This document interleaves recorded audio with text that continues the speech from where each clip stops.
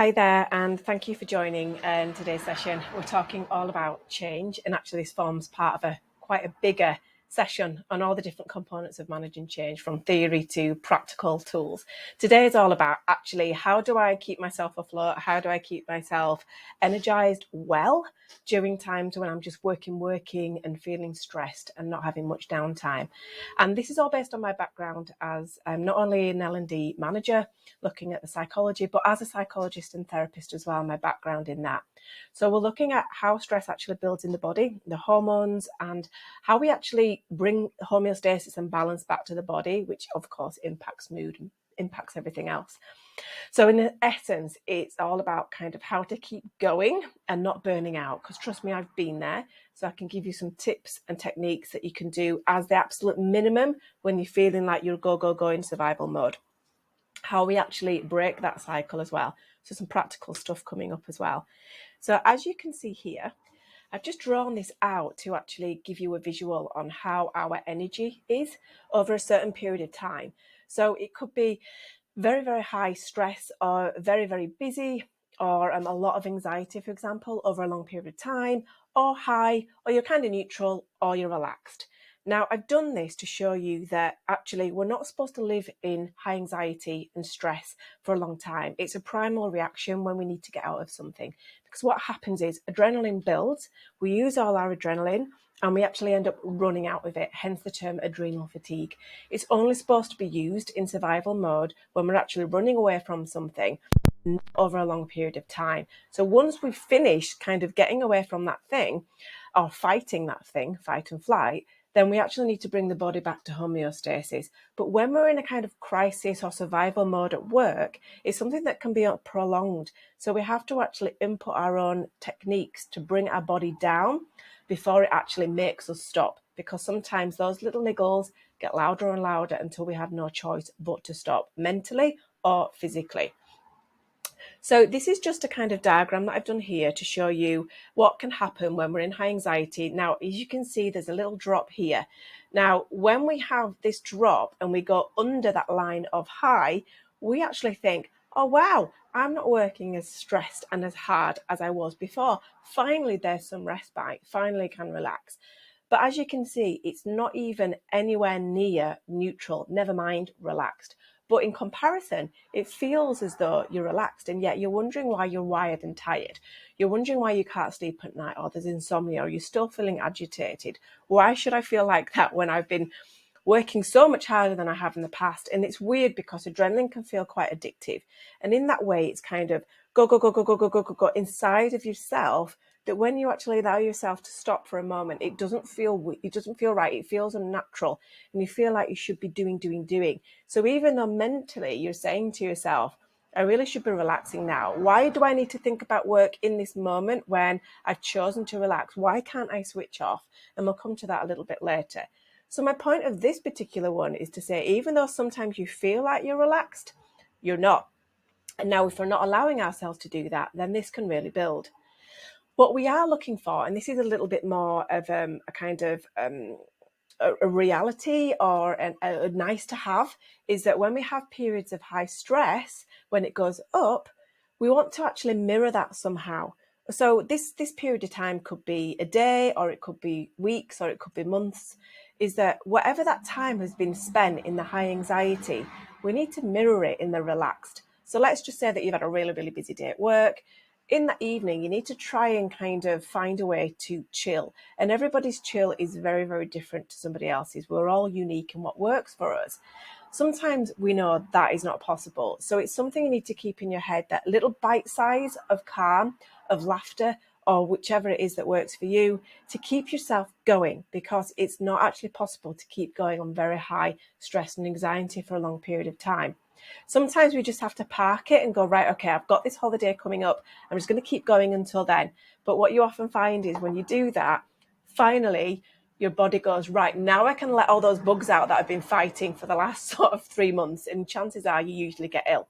A lot of people think to themselves, right, I'm not going to take a break, because if I do, I'll get ill. And while that might be good in the short term, in the long term, it's actually really damaging your body. And at some point, it will catch up with you. So stress, anyway, something that I need to point out here is that stress is not just psychological and emotional. It can come from all these different things. So it's environment, it's noise pollution, it's negative energy from other people, it's surgery, it's having too many antibiotics, it's not drinking enough water. All these things are physical stress on the body, and the body cannot determine the difference between psychological stress, emotional stress, physical stress, environmental stress, chemical stress, and so on. And all these different things that it's put into there, including bad diet and everything else. And unfortunately, one of the things that we go to when we're feeling stress is crappy food, isn't it? So it's like, how do we break the cycle? Because it's not about trying to be perfect, but it's just trying to think about how can I fuel my body and my mind enough to get me through this difficult period, whilst allowing myself those down times to actually allow my body to relax. And I'll come on to that as well. So obviously I could talk a lot about this, but I just want to give you a little bit of a bite size of what these sessions are all about. So what is the stress tank anyway? So this is something I drew out just again to give another visual, in that the so-called negative ones, okay, here with the minus side, it's not that adrenaline and cortisol is negative. We need it for survival, and actually cortisol is what gets us up in the morning, and as that dips throughout the day is what helps us sleep in the evening. But when we've got an imbalance, what that means is either not got enough in the morning, so it's real drag trying to get somewhere, get to the office, get to the laptop, or it's upside down, which means you can wake up at ridiculous times in the morning, such as 3 or 4 o'clock, and you just feel like ping, wide awake. Of course, that can be psychological as well, but sometimes it's the body, and it's running and it's confused because you're not giving it that time to relax and rebalance. So it's, again, the negative cycle going round and round. The other thing is that adrenaline, of course, is really good as well in certain ways. It's just that excess adrenaline means that you go, go, go, go, go, and you can't relax, wired and tired. So how do we reduce those hormones? How do we reduce that? Okay, well, I've already hinted at a few things, but certainly when it comes to the hormones and things like this, your dopamine is those hormones where you're achieving something. Again, this is a little bit why adrenaline can become addictive. Dopamine is like, I've done it. And also why our to-do lists, personal and professional, can just go like this, because it feels good when we achieve them. However, if we set them too high, we either don't start because of procrastination, because it just feels too big and overwhelming, or we start and we lose motivation, or we don't hit them in the time we want to, and then we feel bad about ourselves and the cycle begins. Serotonin is the feel-good hormone. Endorphin is when we exercise, when we move our body. It doesn't have to be something excessive, but it's movement. Oxytocin is the feel-good, it's the love hormone, it's the bonding hormone, the cuddles and the laughter. Something that certainly can shift my mood. So what happens when we burn out? There's 3 stages. I've been through all of these. So in the beginning, the symptoms are quite different. The symptoms are hyper. It feels like you just can't relax. You're wired, but you're still tired in the evenings, but you can't switch off. That's stage 1. Easily we can reverse any permanent damage or long-term damage at this point. Level 2 is when you're kind of getting to that point where you're feeling more and more tired, but you just can't switch off. So the first one is just hyper, but you're kind of enjoying it. You're like, this is great. I'm in the zone. I'm feeling really productive. Second level is like, I'm feeling like that, but the problem is it just doesn't switch off by the time I need to go to sleep. Stage 3, been there, is when it feels like you're walking through treacle. This is total burnout. It's when enough is enough. There is no fuel left in the tank, and you just feel like everything is a mission. Even just thinking about, you need to eat healthy food, but you can't even think what that is anymore. Thinking about buying it, thinking about preparing it, washing up, everything just feels really difficult. And this is where it can take a really, really long time to heal back from adrenal fatigue. It's something that needs all the different components: mindset, learning to say no. It's like taking time out properly to relax. It's looking at supplements that you need for your body, because your body's not working efficiently anymore. It's not even absorbing nutrients properly. It doesn't trust you. You're holding weight around the middle. There's all sorts of things that I can go into here, but I just want to keep it as short and sweet as I can because I know how it feels when you're super busy. Now, this is something that I drew out once in a workshop. I just want to give you a quick overview here about the whole vicious cycle that can form at any point. So in the center there, I've got cortisol inconsistency. So as you can see, you've got this whole blood sugar level that can be out of balance. When your blood sugar level's out of balance, you crave sugar, you crave carbs, you crave alcohol, you crave caffeine. I'm sure you've been there. And then the second little spin goes off where you feel low mood because of it, impacts your sleep, and so on. There's a negative cycle there. But also, when we're not eating healthy, it impacts our gut biome. And there's so much research that's been done about the balance of healthy gut bacteria, probiotics, prebiotics, loads of advice on that for you. But also in the gut, there's little brain cells, and there's been a lot of research done between the brain and gut connection and how it can actually influence our choices. So sometimes we have to starve off some of those bad bacteria so that we can actually reset our bodies. And it's been known that it only takes 7 days to do that. So I regularly have like a 7-day detox or a fast or something like this. But when you've got negative and imbalanced gut biome, it actually impacts your motivation too. So as you can see there, it means that there's lack of exercise. Lack of exercise impacts your endorphins and your serotonin. And so you feel lethargic, you feel sluggish. Your lack of sleep and your quality of sleep is impacted, which of course then impacts your cravings. So then you're craving your sugar to keep going and your caffeine to keep going. So what I found is when I've been in times of real stress and overwhelm and I just need to go, I just need to get my head down and get through it, I have used caffeine as a crutch. Now, what can happen to me in that case is that suddenly the caffeine just stops working. It just doesn't work anymore. And that is now my trigger for when I'm adrenally fatigued. It's my red flag to say, hang on a second, that means that there's actually no adrenaline left in my adrenal glands. That means danger sign. So I actually have to step back from coffee altogether and try to cut lots of things out and really come back to self-care and have just relaxed evenings, cut down on the social unless it's helping, and just bring it all back to myself and just do the bare minimum outside of work while I focus on my work, bring in the good stuff and so on. So are you fatigued is the question. Are you at one of these levels? For example, you wake up, you feel like you've had a good night's sleep, you've had the hours, but you still feel exhausted. Okay. It takes you up till around 11 o'clock to get going.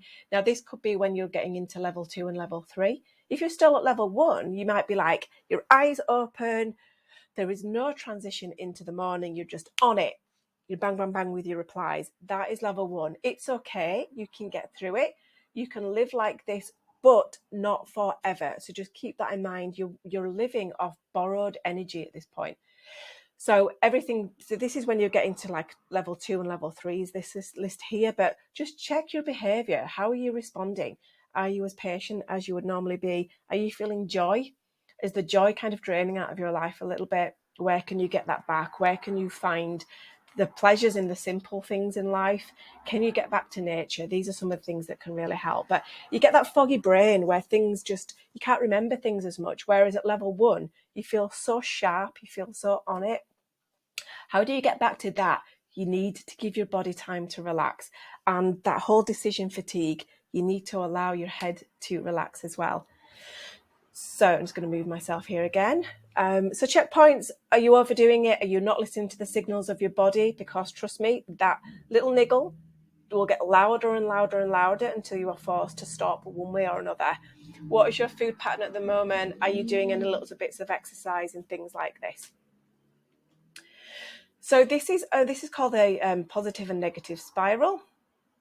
And on the left here, it's just a general one, but actually it might be that yours is a little bit different. But what are the signs that tell you you're about to go down that negative spiral? And can you determine what those red flags are? Is it something that occurs to you? Is it a sign, like say, for example, that you just stopped doing your washing up, whereas normally you're really on it? And things start slipping, like you're just dropping your clothes all over the house instead of like keeping that some sort of organization. Is it that you're forgetting to reply to emails, or that you're starting to be a little bit irritable? What are those red flags that tell you you're going down there? And do you ever sit and contemplate and just check in with yourself and go, what's my breathing like? Like, how am I feeling today? Am I waking up moody every day? Am I waking up frustrated, or am I waking up motivated? This tells you where you are in your cycle, and the more that you get to know yourself, the more that you can catch it earlier. But often, sometimes in the space of a moment, we can go from up all the way down, and it's not about beating yourself up for that. It's about learning from that progress. So what tends to happen with people is when we get right to the bottom of that spiral, we look at the other side and we think, how on earth am I going to get towards joy, happy, and peace? And this is where we tend to stay in that downward spiral because we can't even imagine feeling like that. And it just feels so overwhelming to climb back up there. But that little arrow that I've put here is just to remind you that it's baby steps. When you feel that you've got to that stage, it's about going, okay, I don't need to envision myself just yet all the way at the top of there. All I need to do is just sidestep to just feeling a little bit hopeful. How do I bring that little bit of vision into my mind and my heart, that I've been through tough times before and I can get through them again? So to switch that light back on. And sometimes, again, it's just about those hormones that we spoke about in the stress tank. So it's a case of going,